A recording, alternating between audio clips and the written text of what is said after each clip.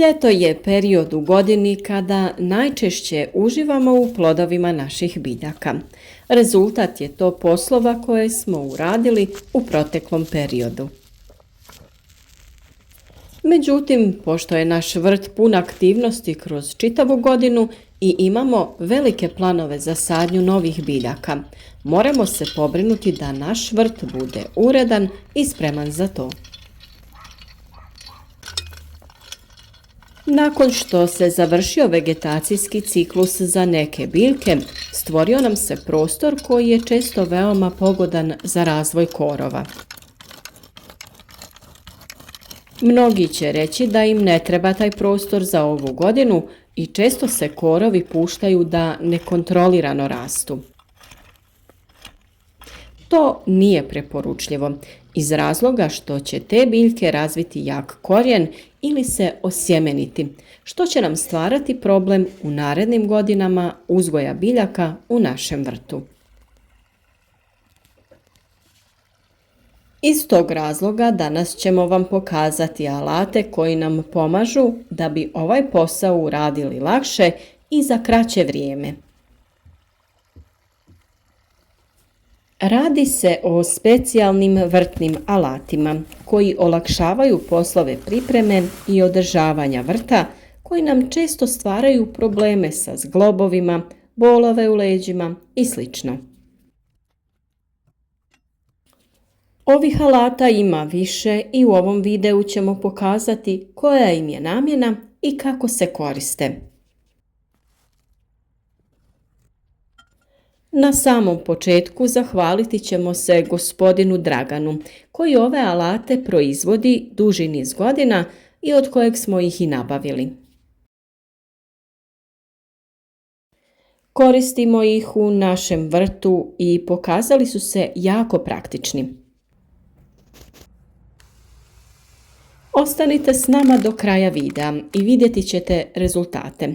Ne zaboravite podržati naš rad sa like ispod videa, a za sva pitanja pišite nam u komentarima. Naravno, pišite nam i od kuda nas pratite i kakav vi alat primjenjujete u obradi vašeg vrta. U kadrovima koje gledate prikazani su alati, ploskorez, striž te ručna freza, ali to nije sve. Ovaj komplet alata ima još odličnih rješenja. Ono što je prednost ovih alata je to što se svi poslovi obavljaju u uspravnom položaju sa ravnim leđima. Alati su izrađeni od jakog čvrstog materijala i lagani su, pa su za njih dovoljne duge tanke drvene drške. Osim toga, ovi alati imaju dosta oštra sječiva, pa trebamo biti oprezni pri rukovanju sa njima. Alat koji nam se posebno svidio jeste riljač ili ruske vile. Ovaj alat je jako moćan i preporučujemo ga za sve hobi uzgajivače povrća. Teška mehanizacija i strojevi često nisu pogodni za manje vrtove, a naročito ako želimo samo manju gredicu da pripremimo za uzgoj. Često se tlo u vrtu nakon uzgoja biljaka prekopava lopatom ili štihačom, ali ovaj alat jako je lagan i sam rad sa njim baciti će lopatu u zaborav. Vrlo se lako sastavlja, a najvažnije od svega jeste da nabavite držač koji je pogodan za vašu visinu i koji vama najviše odgovara. Pogledajte samo u narednim kadrovima šta ovaj alat radi velikom brzinom i što je najbitnije, bez nekog velikog napora. Pored toga što prodire duboko u zemlju, pri podizanju tla ono se miješa i mrvi. Ovo je stvarno odlično jer razvija strukturu tla i omogućuje jednostavno dodavanje stajnjaka ili komposta u tlo. Ako je tlo rastresito i ne zahtjeva dublju obradu, tada je dovoljno samo površinski ga promiješati ili razbiti pokoricu koja se stvori nakon kiše. Za to je ručna freza idealan alat. Uz samo nekoliko pokreta tlo je usitnjeno i spremno za sadnju. S nestrpljenjem čekamo vrijeme da u naše gredice posadimo luk i posijemo salatu i ostale ozime biljke. Dan se počeo skraćivati i to vrijeme će brzo doći. Sretni smo što ćemo to sada puno lakše raditi. A alati koji će zamijeniti motiku su ova dva moćna alata. Striž sa lakoćom skida korov i duboko razbija i siječe tlo. Prvenstvena mu je namjena uklanjanje mladog korova u površinskom sloju. Oblikovan je tako da ima dvije oštrice i može sjeći korov u oba smjera kretanja. Zbog velike oštrine veoma se lako probija kroz tlo, a zbog posebnog dizajna vrlo olakšava taj posao. Još jedan alat koji koristimo već duže vrijeme je ploskorez. Ovaj alat ima jednu oštricu za razliku od striž alata koji ima dvije. Ploskorez je namijenjen za precizno okopavanje oko biljaka te uklanjanje korova oko njih. Tako mala oštrica, a uradi veliki posao. Koristimo ovaj alat u fazi nicanja biljaka kada je preciznost najbitnija. Korove koje ne želimo oko naših biljaka vrlo lako sječe ili vadi na površinu sa korijenom gdje se oni suše. Svi znamo koliko to zna biti spor i mukotrpan posao. Naša mrkva je već dovoljno velika i uskoro ćemo je vaditi, ali pogledajte kojom lakoćom ovaj alat okopava prostor oko nje.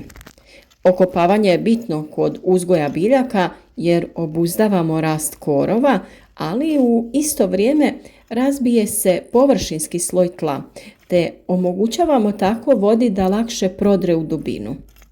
Osim toga, okopavanjem se sprječavaju pukotine u tlu i daljnje isušivanje tla.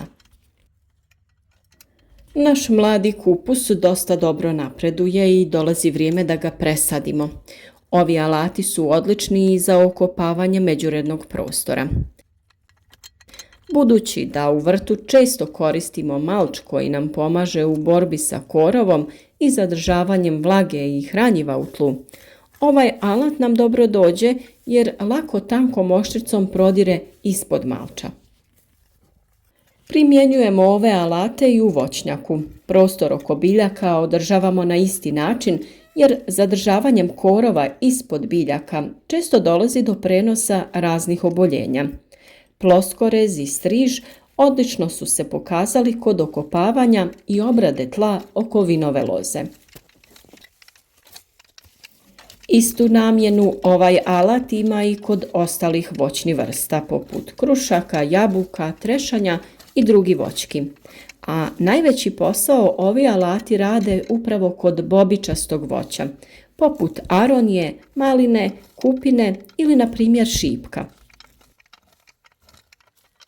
Neke od naših biljaka su još mlade i ne možemo dozvoliti da zarastaju u korove. Zbog toga taj korov uklanjamo i lagano površinski okopavamo tlo.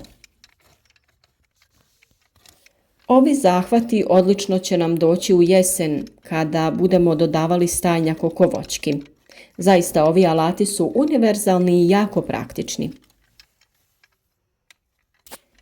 Jako puno proizvođača jagodičastog voća poput maline i kupine odustalo je od proizvodnje upravo jer se nisu mogli boriti sa korovom. Nama je ovaj alat olakšao taj posao. Bile su jako guste i potrebni su precizni zahvati, a za to je ploskorez nezamjenjiv. A ono što je najbitnije, sve ove poslove odradite uspravni, u uspravnom položaju i neće kao posljedica doći do bolova u leđima.